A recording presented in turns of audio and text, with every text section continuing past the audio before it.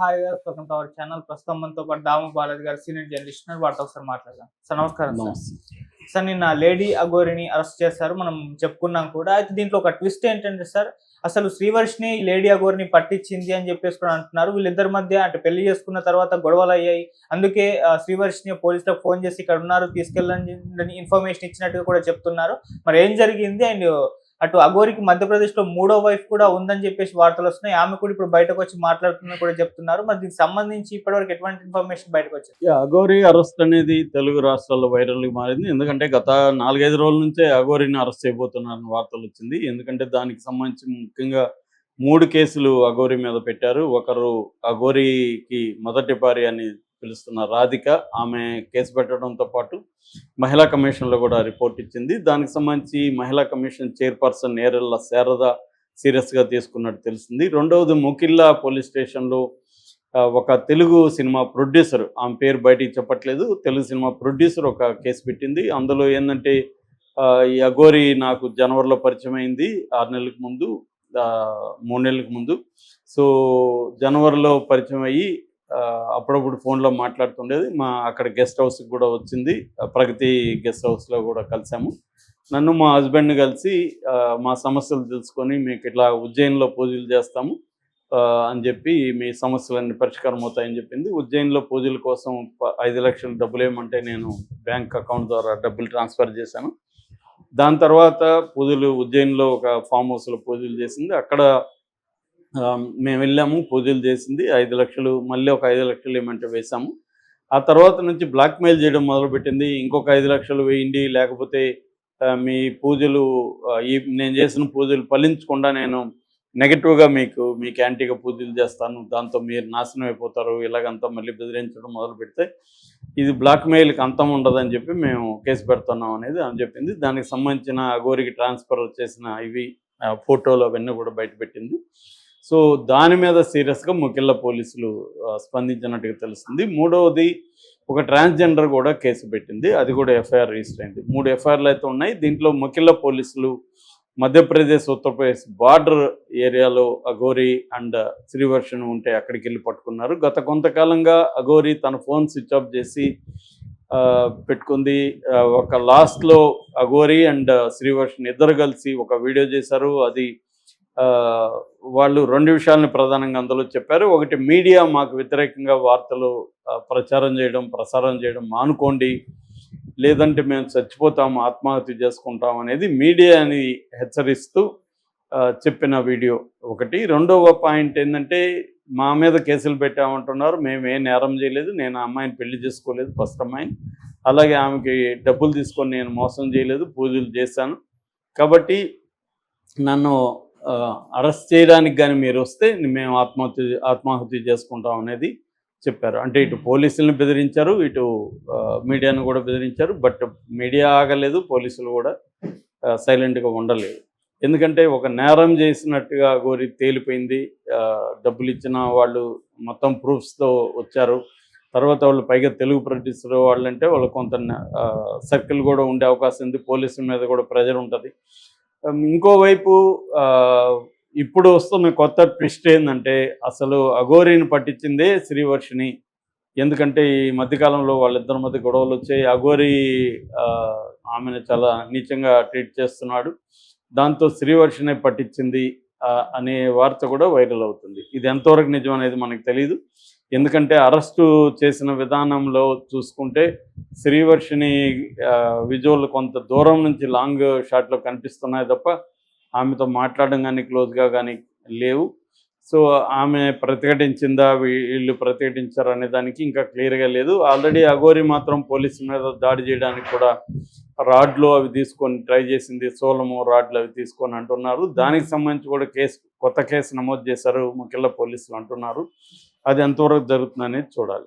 అయితే శ్రీవర్షిని ఎందుకు అఘోరిని పట్టించుండే అవకాశం ఉంది? ఎందుకంటే శ్రీవర్షిని అందరినీ ధిక్కరించి, ఇంటిని ధిక్కరించి వెళ్ళింది. టీవీ ఛానల్లో వాళ్ళు జాబ్ ఆఫర్ చేశారు, ఆ జాబ్ నాకు అవసరం లేదు, నాకు అఘోరిని కావాలని వెళ్ళిపోయిన తర్వాత అఘోరిని పెళ్లి చేసుకున్న వీడియో కూడా వాళ్ళిద్దరే షూట్ చేసి బయటికి తీసుకొచ్చారు, సెల్ఫీ వీడియో పెట్టారు.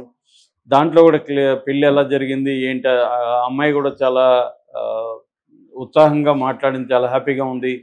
దాని తర్వాత కూడా వాళ్ళిద్దరూ కలిసి కూడా వీడియో చేశారు, మేమంతా హ్యాపీగా ఉన్నాము అవన్నీ చెప్పారు. ఒక రకంగా అది మినిట్ టు మినిట్ లైవ్లు కూడా ఇచ్చారు. వాళ్ళ పెళ్లి తర్వాత, పెళ్లి దగ్గర నుంచి వాళ్ళు ఏమేమి చేయబోతున్నారు, వాళ్ళ హనీమూన్ ఏంటి, మొత్తం వ్యవహారాలంతా ఇచ్చారు. ఎప్పుడైతే ఈ రాధిక ఇక్కడ కేసు పెట్టిందో దాంతో వాళ్ళు ఒకసారిగా అప్సెట్ అయిపోయారు. వాళ్ళ భయం కూడా స్టార్ట్ అయినట్టుగా మనకు అర్థమవుతుంది.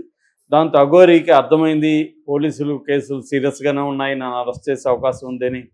అందుకని వాళ్ళు ఒక నిర్ణయం తీసుకున్నారు. అదేంటంటే ఇక మీదట మేము ఆంధ్ర రాష్ట్రాలకి రాము, మా జీవితంలో మేము ఇక్కడే నార్త్ ఇండియాలో స్థిరపడిపోతాం, కేదార్నాథ్ వెళ్తున్నాం, కేదార్నాథ్లో మేము ఒక సైట్ కూడా చూసాము, అక్కడే ఇల్లు కట్టుకొని మేము స్థిరపడిపోతాం అనేది ఇద్దరు కూడా అనౌన్స్ చేశారు. అంటే అఘోరికి ముందు నుంచి మనం పరిశీలిస్తే అఘోరికి మంచి తెలివితేటలు ఉన్నాయి, అట్లాగే ధైర్యం ఉంది. అది ఒక్కొక్కసారి దాన్ని ఏమంటారు, దుస్సాహసం అంటారు, సాహసం దుస్సాహసం, దానికి తేడా ఉంది. ఈ ఒక రకం ఏంటంటే నాకు మించిన వాళ్ళు లేరు, నన్ను ఎవడు ఏమి చేయలేడు అన్న ఒక స్టేజ్కి అఘోరి వెళ్ళిపోయినట్టుగా కనబడుతుంది. ఎందుకంటే అనేక సార్లు పోలీసుల మీద దాడులు జరిగినా కూడా అఘోరిని పోలీసులు ఎవరు అరెస్ట్ చేయలేదు. ప్రజల మీద కత్తులతో దాడి చేసిన, చాలామంది మీడియా మీద దాడులు చేసిన అఘోరిని ఎప్పుడు కూడా అరెస్ట్ చేయలేదు. అట్లాగే ఆత్మహత్య చేసుకుంటాను పబ్లిక్గా కిరోసిన్ పోసుకుంటే అది నిజానికి పెద్ద నేరం, అరెస్ట్ చేయాలి, అది చేయలేదు. ఎప్పుడు కూడా అఘోరి మీద చర్యలు తీసుకోలేదు. అందుకని అఘోరి ఏమనుకున్నదంటే, నేను సనాతన ధర్మాన్ని చెప్తున్నాను కాబట్టి హిందూ బ్యాచ్ అంతా నాకు సపోర్ట్ చేస్తారు, బీజేపీ కానీ మిగతా హిందూ సంఘాలంతా నాకు సపోర్ట్ చేస్తాయి కాబట్టి నన్ను ఎవరేమీ చేయలేరు అన్న ఒక ఓవర్ కాన్ఫిడెన్స్ అఘోరిలో ఉన్నట్టు కనపడుతుంది. అందుకనే అఘోరి మాటల్లో బెదిరించడం, ఒక రిపోర్టర్ని నిన్ను నేను చంపేస్తా, దాడి చేస్తానని మాట్లాడుతుంది. ఆ వీడియో వైరల్ అయింది, ఆడియో కాల్ లీక్ అయింది. సో నువ్వు అనుకుంటున్నావు జర్నలిస్ట్ అని, నేను అనుకుంటే నువ్వు ఎక్కడ బతకలేవు, నిన్ను అటాక్ చేయగలను అంటుంది. నువ్వు రాజ్యాంగానికి లోబడి ఉన్నావు కదంటే రాజ్యాంగం ఏందని బూతులు తిట్టి, అంబేద్కర్ని బండబూతులు తిట్టిన ఆడియో కూడా లీక్ అయింది.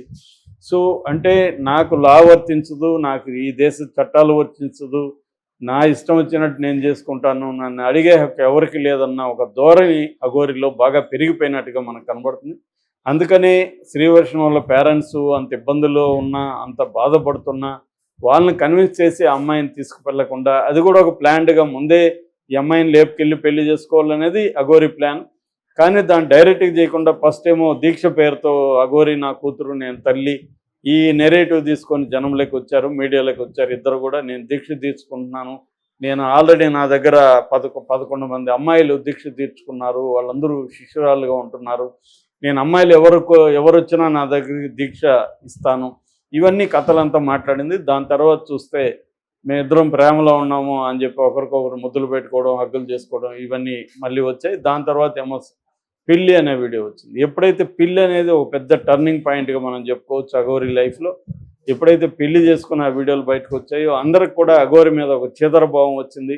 అఘోరి ఒక బలవంతంగా ఒక ఇంట్లో నుంచి అమ్మాయిని మ్యానిపులేట్ చేసి, అమ్మాయిని మైండ్ ఇది చేసి తీసుకెళ్ళిపోయింది, బ్రెయిన్ వాష్ చేసి తీసుకెళ్ళిపోయింది అన్న విమర్శలు వచ్చి, దాని తర్వాత వీళ్ళు గుజరాత్ నుంచి తీసుకొచ్చిన తర్వాత కూడా అఘోరి ఆ అమ్మాయితో కాంటాక్ట్లో ఉండి అమ్మాయిని మళ్ళీ పట్టుకెళ్ళిపోయింది. సో ఒక పక్క వాళ్ళ పేరెంట్స్ సీరియస్గా ఉన్నారు, మా అమ్మాయిని ట్రాప్ చేశాడు అఘోరి శ్రీనివాస్ అని. మరోపక్క ముందు భార్య ఫైట్ చేస్తుంది, ఒక పక్క ట్రాన్స్జెండర్ చేస్తున్నారు, మరోవైపు హిందూ సంఘాలు కూడా, అనేక సంఘాలు కావచ్చు, వ్యక్తులు కావచ్చు, వాళ్ళందరూ కూడా అఘోరి మీద సీరియస్గా ఉన్నారు. సో ఈ నేపథ్యంలో అఘోరిని ఎంఐఏ పట్టించిందన్న వార్త ఎప్పుడైతే వైరల్ అవుతుంది, ఎందుకంటే ముందు నుంచి కూడా అఘోరి వెరీ డామినెంట్ పర్సనాలిటీ, ఏ వ్యక్తికి కూడా ఒక డెమోక్రాటిక్ రిలేషన్షిప్ పెట్టుకునే వ్యక్తి కాదు. సో డామినెంట్గా ఉండడం, తన చెప్పినట్టే వినాలనుకోవడం, కంట్రోల్ చేయడం అనేది మనకు అఘోరిలో కనిపిస్తుంది. సో పెద్ద పెద్ద పోలీసు వాళ్ళ మాట వినకుండా వాళ్ళ మీద దాడికి పోయిన అఘోరి శ్రీవర్షన్ని ఫ్రెండ్లీగా ఎందుకు చూస్తుంది, ఒక డెమోక్రాటిక్ రిలేషన్షిప్ ఎందుకు మెయింటైన్ చేస్తుంది, ఖచ్చితంగా డామినెంట్గా ఉంటుంది, నేను చెప్పినట్టు నువ్వు వినాల్సింది అంటుంది. ఈ ప్రేమ అనేది నథింగ్ బట్ కంట్రోల్. ప్రేమ, ఎవరైనా మనల్ని ప్రేమిస్తున్నారంటే అర్థం మనల్ని కంట్రోల్ చేయడానికి వాళ్ళు ట్రై చేస్తారు ఖచ్చితంగా. ప్రేమలో కంట్రోల్ లేకుండా ప్రేమ ఉండదు ఎప్పుడైనా. సో పైగా అఘోరి ప్రేమ అంతా కూడా ఇది సోకాల్డ్ ప్రేమ కూడా ఏం కాదు. అఘోరికి అమ్మాయిలు పిచ్చింది, అతనికి మగ ఫీలింగ్స్ ఉన్నాయి, ట్రాన్స్జెండర్స్ కూడా చెప్తున్నారు అతను రియల్ ట్రాన్స్జెండర్ కాదు, మగవాడే అతను కావాలని ఈ సర్జరీ చేసుకుని ఈ అఘోరి వేషం వేసి సనాతన హిందూ ధర్మం వేషంతో అతను డబ్బులు తినడానికి పాపులర్ అవడానికి చేస్తున్నాడు అనేది విమర్శ. ఈ నేపథ్యంలో శ్రీవర్షిని మీద డామినేట్ చేసి శ్రీవర్షిని కంట్రోల్ చేయడం, శ్రీవర్షిని బూతులు తిట్టడం, నేను చెప్పినట్టు వినడం, ఈ యాంగిల్లో శ్రీవర్షినికి కూడా పిచ్చిలేసిందని చెప్తున్నారు. దాంతో ఆమె పోలీసులకి ఇన్ఫర్మేషన్, ఎందుకంటే వీళ్ళు కేదార్నాథ్ వెళ్తామని మీడియాకి చెప్పారు కానీ వెళ్ళలేదు, ఉత్తరప్రదేశ్ మధ్యప్రదేశ్ బార్డర్లో ఉన్నారని చెప్తున్నారు. సో ఈ డీటెయిల్స్ ఆమె పోలీసులకి ఇచ్చేసింది అని చెప్తున్నారు. మరి ఈరోజు